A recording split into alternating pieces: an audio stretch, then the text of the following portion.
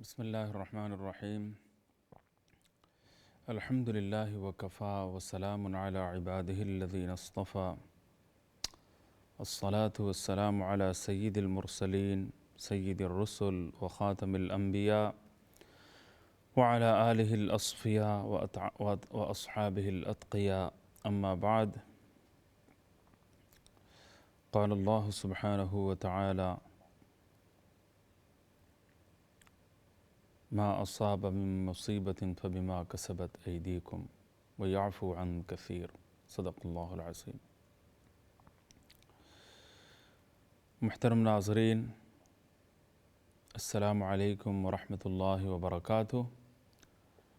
Programme آپ کے مسائل میں محمد عبد المنتقم آپ کو دل کی گہرائیوں سے خوش آمدید کہتا ہوں، اور اللہ تعالیٰ کی بارگاہ میں پروگرام کے شروع میں ابتدا میں دعا گو ہوں کہ اللہ تعالیٰ محض اپنے فضل و کرم سے ان پروگراموں کو قبولیت کا شرف عطا فرمائے، اور اللہ تعالیٰ اقرا ٹی وی کو بھی شرف قبول سے اللہ تعالیٰ نوازے، اور اللہ تعالیٰ دنیا اور آخرت کی تمام بھلائیاں مجھے اور آپ کو اور تمام ناظرین کو اللہ تعالیٰ عطا فرمائے.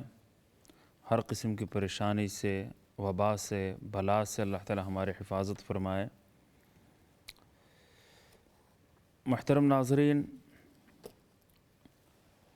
پروگرام آپ کے مسائل میں آپ کے سوالات بھی لیے جاتے ہیں، آپ کی کالیں بھی سنی جاتی ہیں، اور آپ کی کالوں کی اہمیت دی جائے گی. ہم گفتگو کرتے رہتے ہیں، لیکن جو ہی آپ کی کال آتی ہے تو فوراً اب آپ کال کی طرف چلے جاتے ہیں. لیکن موقع سے فائدہ اٹھاتے ہوئے کچھ باتیں بھی گوش گزار کرنے کی توفیق اللہ تعالیٰ عطا فرماتے ہیں. بس دعا یہ ہے کہ اللہ تعالیٰ کام کی باتیں، مقصد کی باتیں، گر کی باتیں اور پلے باندھنے کے قابل باتیں اللہ تعالیٰ آپ تک پہنچانے کی توفیق عطا فرمائے، اور سب سے پہلے ان پر خود مجھے عمل پیرا ہونے اور آپ کو بھی عمل کی توفیق سے اللہ تعالیٰ نوازے. اللہم آمین یا رب العالمین. محترم ناظرین، موجودہ حالات میں کرنے والے کیا اعمال ہیں، ان کی طرف رہنمائی فراہم کرنا ایک عالم دین ہونے کا اعتبار سے بھی ایک فریضہ علماء کرام پر عائد ہوتا ہے، اور ایک اسلامی ٹی وی چینل کے اوپر بھی یہ بڑا فریضہ عائد ہوتا ہے کہ وقت کے تقاضوں کے مطابق لوگوں کی رہنمائی کی جائے اور سب کو صحیح بات بتائی جائے، صحیح کام کرنے کی طرف شوق دلایا جائے، ترغیب دی جائے. تو اس لیے جو باتیں اللہ تعالیٰ ذہن میں ڈالتے ہیں، یا اللہ والوں کی باتوں سے جو باتیں ہمارے علم میں آتی ہیں، ان کی طرف توجہ دلانے کا سلسلہ برابر جاری ہے. الحمدللہ. اللہ کرے کہ ان پر عمل پیرا ہونے کی توفیق اللہ تعالیٰ ہم سب کو عطا فرمائے. اللہ تعالیٰ نے ہمارے لیے کئی جہان بنائے ہیں. ایک انسان کا عارضی وطن اپنا گھر ہوتا ہے. جو جس ملک کا رہنے والا ہے اس کو ایک عارضی وطن کہا جا سکتا ہے. وہ ایک بزرگ سے دعائیں لینے کے لیے لندن کے ایک صاحب ملے ان سے اور کہا کہ حضرت دعا فرما دیجئے، مجھے یہاں پرماننٹ گھر مل گیا ہے. تو ان بزرگ کی جو ہے وہ چیخ نکل گئی. کہا کہ سبحان اللہ، پرماننٹ گھر آپ کو مل گیا ہے، ہم تو اس کا خواب بھی نہیں دیکھ سکے. یعنی دنیا کی زندگی اور دنیا میں جو ہے وہ پرماننٹ گھر، وہ کہنے کا جو لفظ ہے وہ کھٹکا، اور فوراً وہ رو پڑے اور کہنے لگا آپ کو پرماننٹ گھر مل گیا، ہم تو اس کا سوچ بھی نہیں سکتے. ہم تو اس کے بارے میں، پرماننٹ گھر کے بارے میں تو سوچ بھی نہیں سکتے اس دنیا کی زندگی میں. یعنی ان کی نگاہ میں، ان کی نظر میں، ان کے خیال میں دنیا ایک ٹیمپرری جگہ ہے، عارضی جگہ ہے. یہی حقیقت ہے. تو ایک وطن تو یہاں عارضی وطن ہے، عارضی گھر ہے. اور شیخ الاسلام علامہ شبیر رحمۃ اللہ عثمانی رحمۃ اللہ علیہ کا ایک فرمان ہے کہ ہر مومن کا ایک ایمانی وطن ہے اور وہ ہے مدینہ منورہ. وہ ایمانی وطن ہے مدینہ منورہ. اور وطن اصلی جو ہے وہ آخرت ہے. حضرت حکیم الامت مولانا اشرف علی صاحب تھانوی رحمۃ اللہ علیہ کا ایک وعظ ہے شوق وطن کے عنوان سے. وہ آخرت کا ایک شوق اور اللہ کی طرف رجوع کرنے اور اللہ تک پہنچ جانے کا ایک شوق وہ دل میں موجزن ہوتا ہے. تو اس لیے بیان کا نام تھا شوق وطن. نام اسی لیے رکھا گیا ہے کہ ہم سمجھتے ہیں اس عارضی چند روزہ فانی اور ناپائیدار اور مختلف پریشانیوں سے گھری ہوئی چند روزہ عارضی زندگی کو ہم اصلی زندگی سمجھنا شروع کر دیتے ہیں اور دنیا کو ہم وطن اصلی سمجھنا شروع کر دیتے ہیں. اور یہاں پر بھی کہتے ہیں کہ میرا اصل تعلق وہاں سے ہے, میرا اصلی وطن وہاں ہے, اور جناب یہاں ہم اوورسیز پاکستانی ہیں اور دوسرے ملکوں میں آ کر وقت گزارنے والے ہم غیر ملکی لوگ ہیں. ہمارا اصل وطن فلاں پاکستان میں ہے, انڈیا میں ہے, بنگلہ دیش میں ہے. اس طرح جو ہے وہ ہم ذکر کرتے رہتے ہیں. لیکن جس کو ہم وطن اصلی دنیا کے اعتبار سے کہتے ہیں وہاں پر بھی چند ایک مرتبہ جانے کی نوبت زندگی میں آتی ہے. سال میں بھی اگر کوئی ایک مرتبہ چلا جائے تو جانے کی تعداد جو ہے وہ گنی چنی ہوتی ہے اور دنیا سے رخصت ہونا ہمیں پڑتا ہے اور دنیا سے چلے جانے کی نوبت آ جاتی ہے. اس قدر ایک عارضی وطن ہے. بہت گہرائی میں جا کر سوچنے کے بعد یقین مانیے خود گھر بنانے کا جو شوق کسی زمانے میں تھا نہ بنایا, اور اب بنانے کا شوق بھی بالکلیہ طور پر آہستہ آہستہ یعنی اپنے اندر سے ختم ہوتا چلا جا رہا ہے. پتہ نہیں ضرورت کے احساس کے پیش نظر تھوڑا سا خیال آتا ہے, ایک قدم آگے بڑھتا ہوں تو 3 قدم پیچھے ہٹنے کی نوبت آ جاتی ہے. خیال ہی آتا ہے کہ اصل تو قبر ہے اور یہاں سے تو جانا طے ہے اور گزارا تو کسی بھی طرح سے ہو جاتا ہے. بس بہت زیادہ اس سلسلے میں فکر مندی کی کیا ضرورت ہے.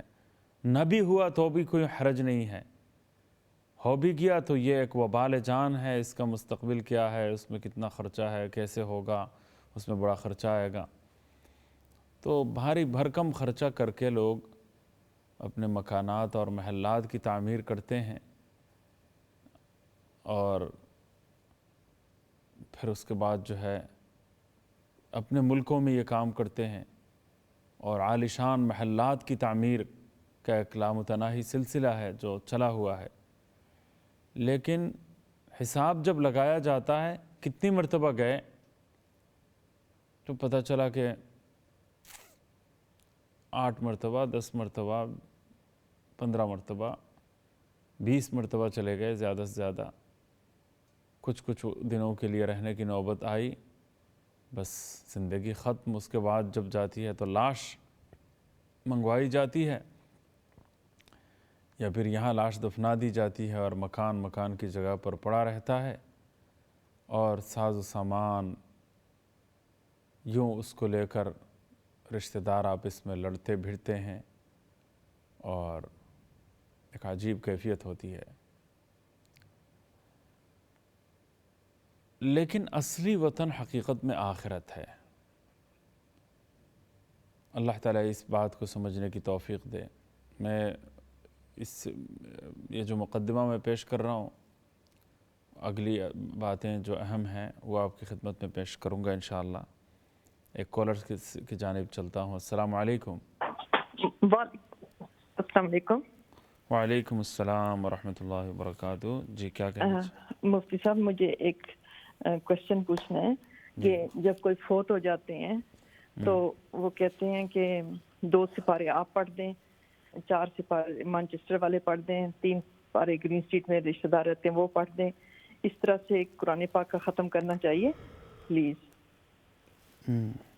मुझे ये ठीक है, बता कि जज़ाकल्लाह, आपका जी प्रोग्राम बहुत जी, बहुत बहुत अच्छा प्रोग्राम है आपका। Thank जज़ाकुमुल्लाह you. खैरन, बहुत शुक्रिया।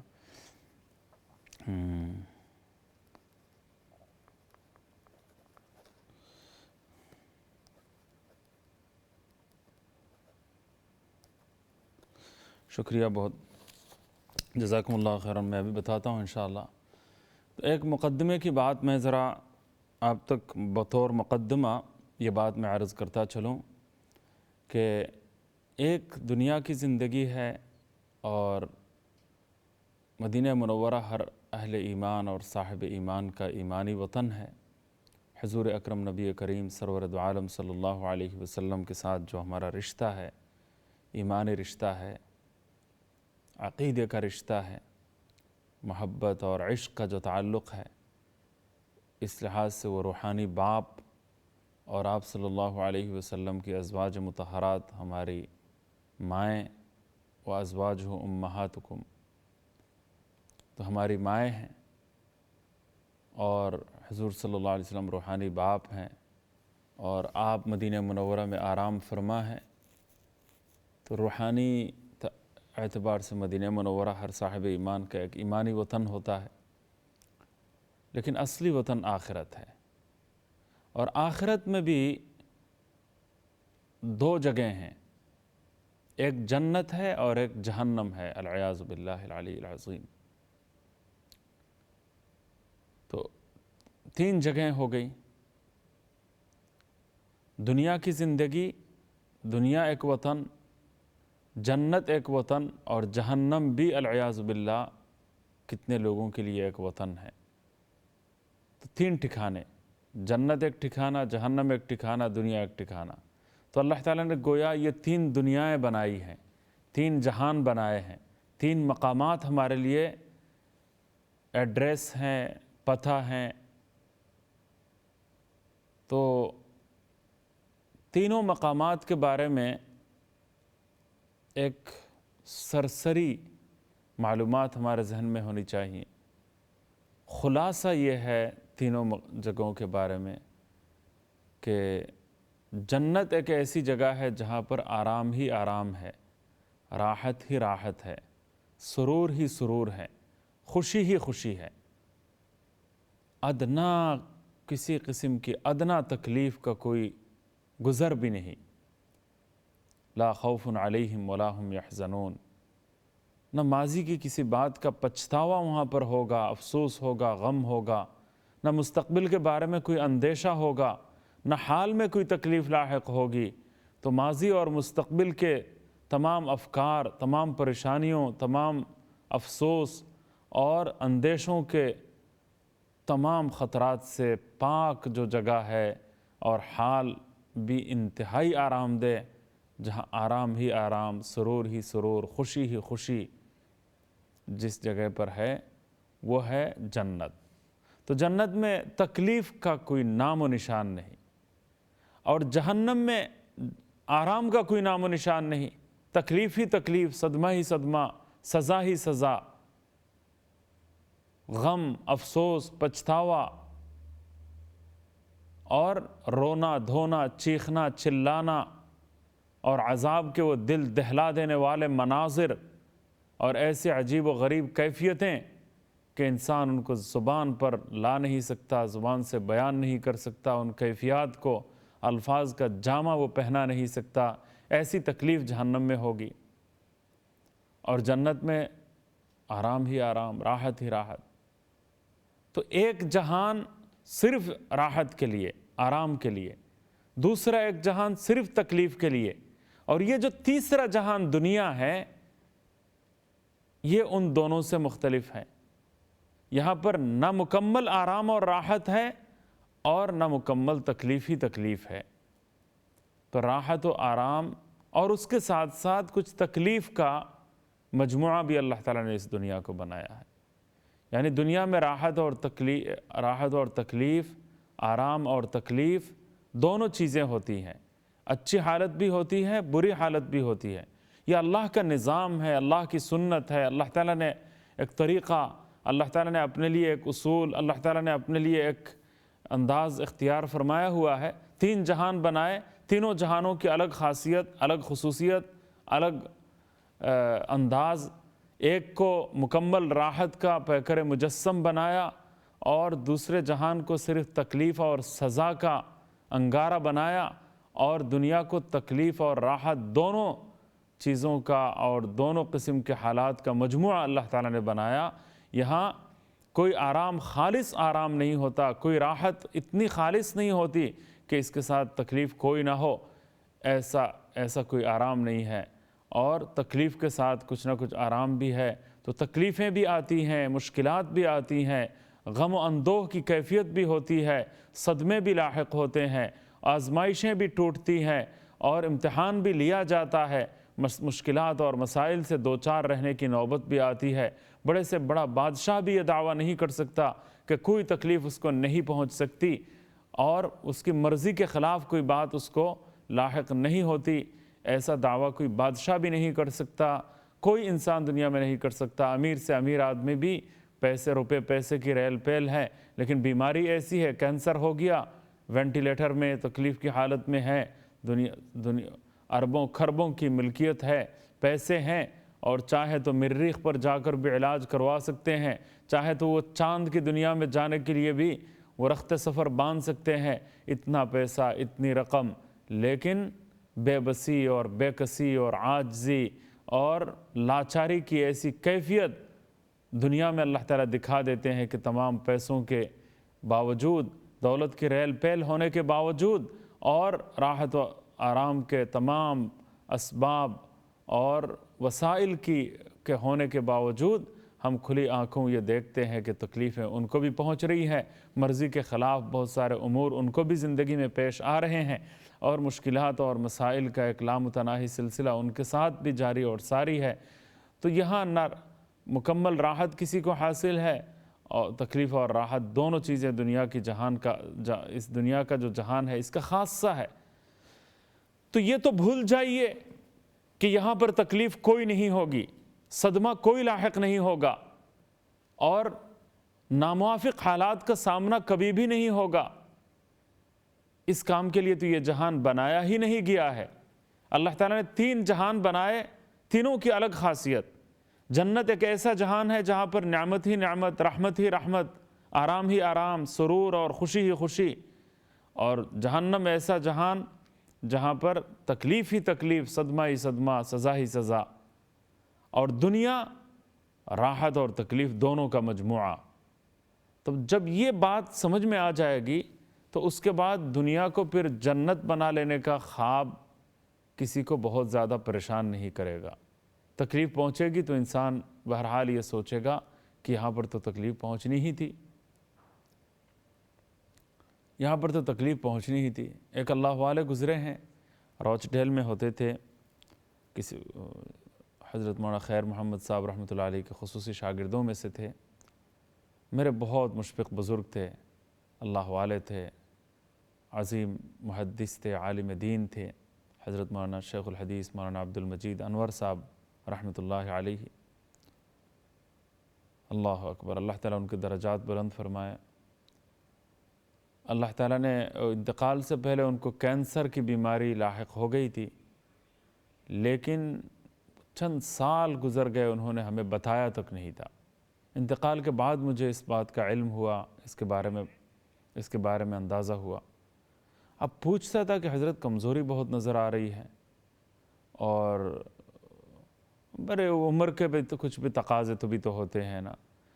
تو اب جو ہے وہ بیماری بہت زیادہ ہو گئی، پریشانی کافی زیادہ لاحق ہو گئی. اس عمر میں تو کمزوری آ ہی جایا کرتی ہے. یہ تو یہاں تو یہ جو عمر ایسی ہے اس میں تو تکلیف، کچھ نہ کچھ تکلیف کا سامنا تو رہے گا. یا تکلیف یہ جو آ گئی ہے یہ تو اس عمر میں آ ہی جاتی ہے. یہ تو اس عمر کا خاصہ اور لازمی نتیجہ ہے کہ اس عمر میں تکلیف آ ہی جاتی ہے. اس کے یعنی بار بار پوچھتا بھی رہا ہوں، لیکن وہ حالات انہوں نے تفصیل سے نہیں بتائے. ذہن میں یہ بات آئی ہوگی کہ میں اپنے رب کے بارے میں کوئی حرف شکایت زبان پر لانا نہیں چاہتا. یہ دنیا میں تو یہ تکلیف ہوتی ہی رہتی ہے، ہاں یہ تو تھوڑی سی تکلیف تھی اور تھوڑا سا، ارے یہ تو ہوتا ہی رہتا ہے، یہ تو دنیا میں چند روزہ دنیا ہے، اور اس میں اس عمر میں تو آ کر کچھ تکلیفیں لاحق ہو ہی جاتی ہیں۔ وہ عمر تو ایسی ہو گئی ہے نا کہ بھئی گھٹنے میں تکلیف ہو جائے گی، کمر میں تکلیف ہو رہی ہوگی، تو اس عمر میں تو ہو ہی جاتی ہے تکلیف ہر ایک کو، تو یہ تو اس عمر کا ایک لازمی نتیجہ اور عمر کا تقاضا ہے۔ پر اس طرح کی باتیں کر کے حضرت نے اپنے حالات کے بارے میں کبھی شکایت نہیں کی، اور کبھی اس انداز میں کوئی ایک جملہ بھی نہیں کہا۔ حالانکہ انتقال کے بعد مجھے اندازہ معلوم ہوا کہ وہ عرصے دراز سے کینسر کی بیماری لاحق تھی اور تکلیف کا سامنا تھا، لیکن اس تکلیف کا اظہار ایک مرتبہ بھی نہیں کیا۔ اپنے اللہ کے ہاں کتنے سرخرو ہوں گے کہ جب اللہ تعالیٰ کے بارگاہ میں جب حاضری ہوگی اور صبر کا پیکر مجسم بن کر زندگی کے لمحات گزارنے کے نتیجے میں اللہ تعالیٰ کتنا نوازیں گے، صبر و اجر سے نوازیں گے، صبر کے بدلے میں جو اجر ملنے والا ہے اس سے نوازیں گے، اور اللہ تعالیٰ انما یوفی الصابرون اجرہم بغیر حساب کا مصداق بنا کر ان کو اللہ تعالیٰ اجر و ثواب کا عظیم الشان ذخیرہ عطا فرمائیں گے، اور جنت کی ابدی نعمتوں سے اللہ تعالیٰ مالا مال فرمائیں گے۔ تو اب یہ خیال آیا کہ دنیا کی زندگی کے بارے میں اگر پہلے ہی سے یہ ذہن تیار ہو جائے کہ یہاں تو جانے ہی کے لیے ہم آئے ہیں، اور یہاں جب تک رہیں گے، یہ جنت چونکہ ہے نہیں، 3 جہان اللہ نے الگ الگ بنائے ہیں، ایک جنت اور ایک جہنم اور ایک دنیا۔ جنت میں صرف راحت اور خوشی، اور جہنم میں صرف تکلیف اور سزا، اور دنیا میں تکلیف اور راحت، آرام اور صدمہ، ان دونوں چیزوں کا مجموعہ اس دنیا کو بنایا ہے۔ تو کچھ نہ کچھ تکلیفیں تو ہوں گی، کچھ نہ کچھ ناموافق حالات تو ہوں گے، کچھ نہ کچھ ناگواری تو پیش آئے گی، تو ناگواری کے کچھ نہ کچھ اسباب تو سامنے آ کر رہیں گے۔ تو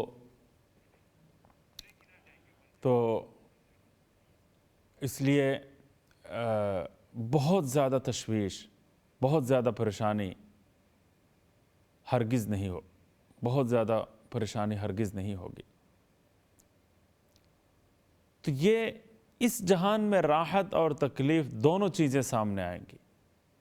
اب یہ کوئی نہیں کہہ سکتا کہ آپ دعائیں کیوں نہیں کرتے، اور دعائیں کیا اوپر نہیں پہنچتی، اور جناب دعائیں قبول نہیں ہوتی، حالات میں تبدیلی کیوں نہیں آتی، اور فرق کیوں نہیں واقع ہوتا۔ یہ دنیا تو ہے ہی راحت اور آرام دونوں چیزوں کے لیے، یہاں تو دونوں قسم کے حالات پیش آ کر رہیں گے۔ ہاں، سوال، تعلیم یہ دی گئی ہے، سبق یہ سکھایا گیا ہے، اور سنت یہی ہے، اور اللہ کا حکم یہی ہے، اللہ کے نبی صلی اللہ علیہ وسلم کا حکم یہ ہے کہ صلی اللہ العافیہ، تم اللہ سے عافیت مانگو، شفا مانگو، اچھی حالت مانگو، تکلیف مت مانگو، عافیت مانگو۔ ہر حالت میں تم سلامتی، عافیت، اچھی حالت اور بہتر حالات، تم اللہ تعالیٰ کی صحت کے اعتبار سے بہتر حالات ہوں، مالی اعتبار سے بہتر حالات ہوں، ہر لحاظ سے حالات انتہائی آرام دہ ہوں اور تکلیف نہ ہو، یہ اللہ تعالیٰ سے مانگتے رہنا چاہیے۔ اللہم انا نسألک تمام العافیہ ونسألک دوام العافیہ ونسألک الشکر علی العافیہ ونسألک الغنی عن الناس، یہ دعا پڑھتے رہنا چاہیے۔ اس سے انشاءاللہ تعالیٰ زندگی بھر اس کی راحت اور اس کا فائدہ اور اس کی مٹھاس محسوس ہوتی رہے گی انشاءاللہ۔ اس پر مزید باتیں ہوں گی، اور موجودہ حالات میں کیا اعمال ہمیں بجا لانے چاہیے، ان پر انشاءاللہ تعالیٰ روشنی ڈالنے کی کوشش کروں گا، اللہ تعالیٰ نے اگر توفیق دی۔ وقفے کے لیے چلتا ہوں، وقفے کے بعد ملیں گے، ہمارے ساتھ رہیے۔ السلام علیکم ورحمۃ اللہ۔